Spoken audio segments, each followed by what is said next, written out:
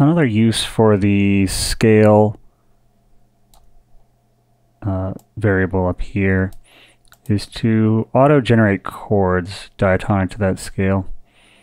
And that gives you access to a few other interesting functions here. So for this, it actually doesn't matter what's in notes. Whatever, when you use the auto-generate chords function below that I'll show you in a second, it ends up overriding whatever's in notes anyway, so it doesn't matter what you have set there. You do have to still keep isChords on.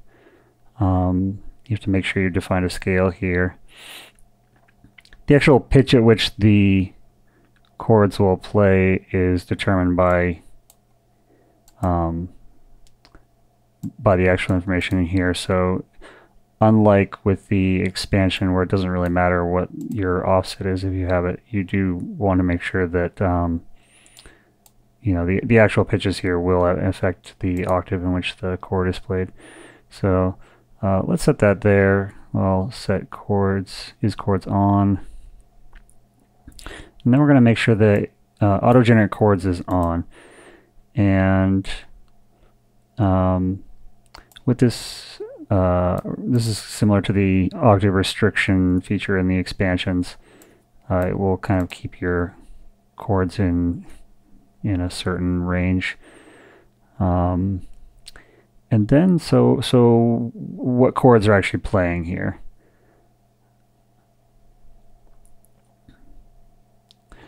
Well, we could have them,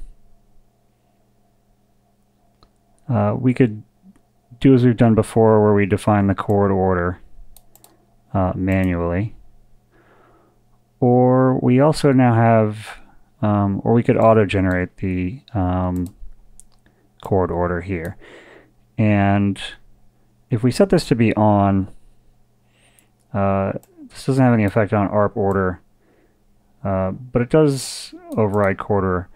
I should add that this auto-generate function really only behaves correctly if you're dealing with ARP mode. So not only do you have to have isChords on, but in order to use the functions I'm about to talk about, you want to have isArp on.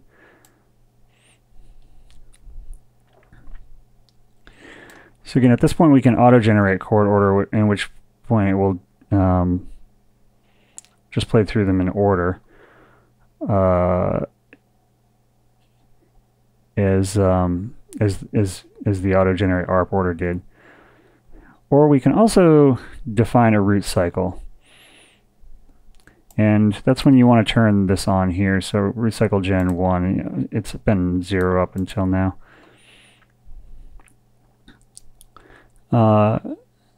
This defines your start chord, and again this is an index, so 0 is the first chord. Root cycle here, in Schillinger terminology, the root cycle is this number of scale degrees that you're moving to the next chord. And in his system, a positive root cycle number is a downward movement, meaning a cycle of C3, he would call it, is down a third, right? So if you're on C, in the key of C major, you move from, and you're on C, let's say you start at C major, and you made a C3 root movement, you'd be at A minor, right? If you started at C and you made a C5 movement, you'd be at F major, because you're moving down a fifth. A negative root cycle would be moving up. So starting at C major and doing a C negative 3, you'd be at E minor. A seventh is, so a positive seventh is kind of, you can think of that as being up a second. So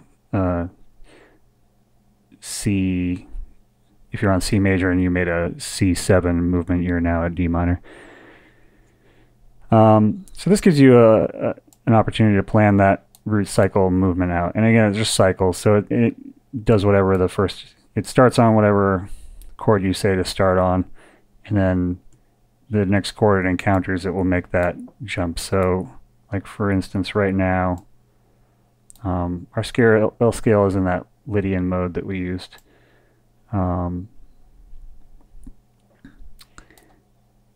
so we're going to start on a C major chord, and then we're going to move down by a third in that scale, down a fifth from there. So it's progressive, meaning you're moving down a fifth from wherever the previous chord was. So we're starting at C, we're moving down by a third, then down by a fifth from that, then up a third, down a seventh, or up a second, you could think of it as. And so again, still dictated by chord rhythm. A chord structure here. This gives you an opportunity to define the tension level of your automatically generated chords.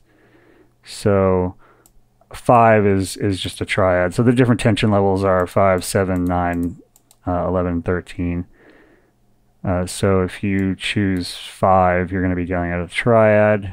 A 7 is a 7th chord, a 9 is a 9th chord, 11, and so forth.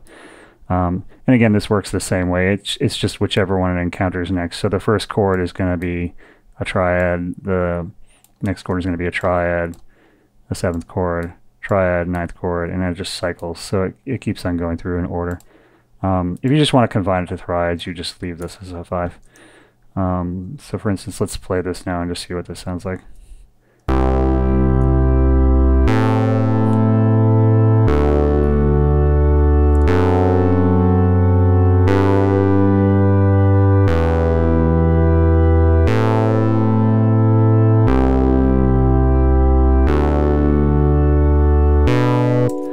So as you can see, it's just looping that root cycle, starting at that point and keeping a constant tension level. So let's say we wanted to have 2 triads followed by a 7th chord, followed by a 5th chord, then a 9th chord, and then it would go back to a triad and so forth.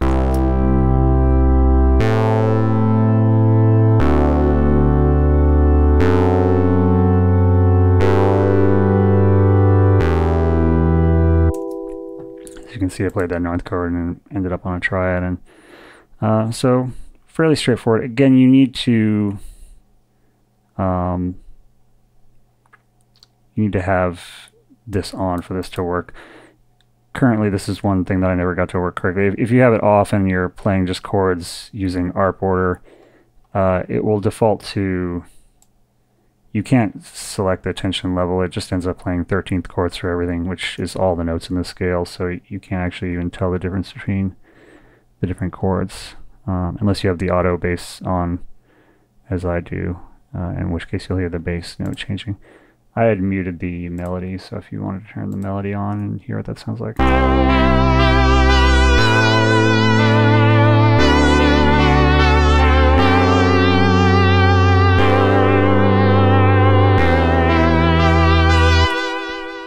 Anyway, so it's a pretty interesting little function.